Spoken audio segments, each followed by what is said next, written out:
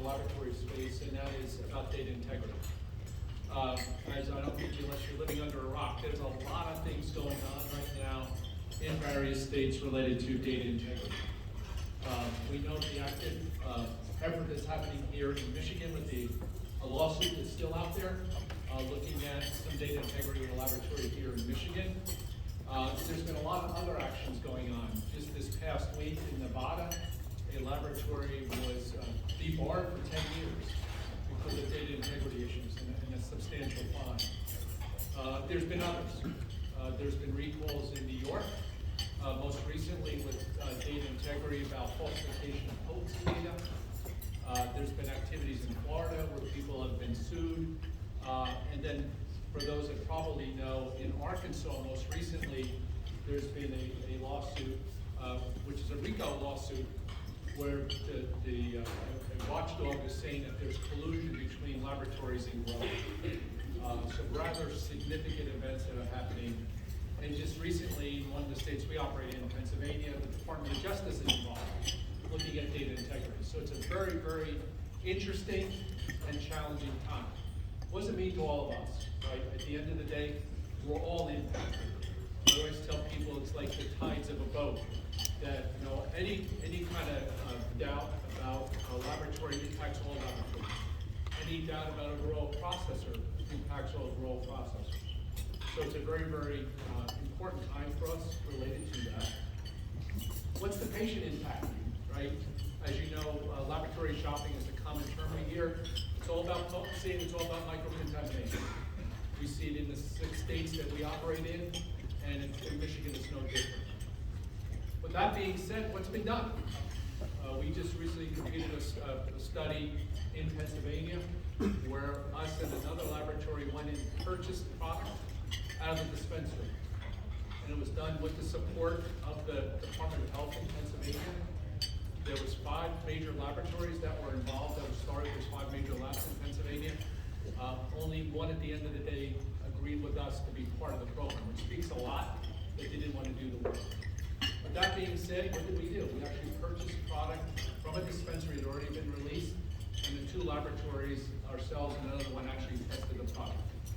And what did we see? For the most part, very consistent data, with the exception of one set where the potency was off by 10% THC. So it really is an opportunity to be able to understand where those problematic areas are, and be able to concentrate in those specific spaces. I know in the state of Michigan, we do round-robin testing where we actually test product of material and we share them across the laboratories. I think that's a step in the right direction. But at the same time, it doesn't get us there to the end because we know that that product is a state-mandated test. So at the end of the day, if I'm going to be a bad actor, I'm not going to be acting badly that day because I know what I have. So this concept that we did in PA may be a good opportunity for us to be able to move forward. Other things have been done. AOAC, as you know, has gotten involved as an independent laboratory to assess the methodology. That's something that's very relevant in Michigan, and that's been done, and I think it's been somewhat successful. We have things like proficiency testing, but that doesn't get us there. They ask the question, if we test the same product, will we get the same answer? What can we all do, right? And from a grower processor side, we can help, okay? At the end of the day, there's absolutely technology out there. There's controls to minimize the chances of contamination and also to improve yield and THC potency. There's ways you can do it scientifically. So we really encourage that to be able to be done. What else can be done? At the end of the day, visit your laboratories. If you go to a laboratory that you're using and they say, you really can't come and I can't show you our methods as proprietary, raise a real big red flag. At the end of the day, that would be very, very suspect. Do an audit. Walk in and say, I want to see my data. I want to go in and look at the data to see what it's telling me. So doing audit also becomes a very, very valuable tool you can use.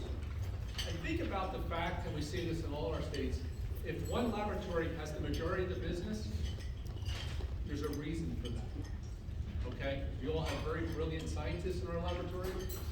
At the end of the day, it's not about science. So always asking, not only from a risk mitigation perspective, but also from just good logic, ask those specific questions, and be able to go and watch how somebody's doing testing for your product. Really encourage you to do that. What we're seeing in some of those major players is we're now hearing stockholders asking questions, what laboratory do you use? So grower processors now are being asked, what laboratory are you using, or are you not using this, or are you using that? So it really heightens the impact potentially of what laboratories are being used moving forward. The other thing I would urge you to think about is it's not all about the potency. It's about the entourage effect.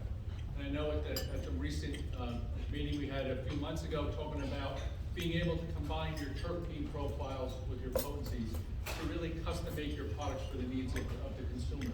So really, really important things. So there's a lot of things that can be done in the grower processor side. What can be done on the laboratory side? One of the things we've been talking about is, can you establish a trust mark on the product? By saying, I can tell you by the nature of who I do testing for, that we have laboratories that are aligned and have a certain set of standards, and therefore we're going to put a trust mark on our product. Another way to be able to align. And to do more round-robin testing. I'll share with you a recent event that we had at Laboratories with a major MSO, where we did about 250 different tests of products across multiple states. In every state, we got results that were similar to what was being expected, except one, and that was Michigan flour. That speaks volumes about what's happening and the opportunities for improvement. Moving forward, what can be done at the state level? We very much endorse the concept of a state reference laboratory. We think that's really important to establish science and to be that referee that we can use moving forward. We think that could be critical to be able to do that. And we're willing, as well as other laboratories, to help the state do forensic audits. My previous experience is in the quality industry, 35 years. I used to do forensic audits all the time. From an FDA training perspective, where I go in and say, show me the data, and do forensic work. And we offer to the state the ability to do that, to be able to speed up the investigative process if you see something that's untoward. So, and bottom line, we're here to help. We think we have a vested interest to ensure safe and effective medicines get to all our consumers, and we're all responsible to be able to do that. And I think partnering moving forward could be a really great step forward. So thank you so much, and have a great day.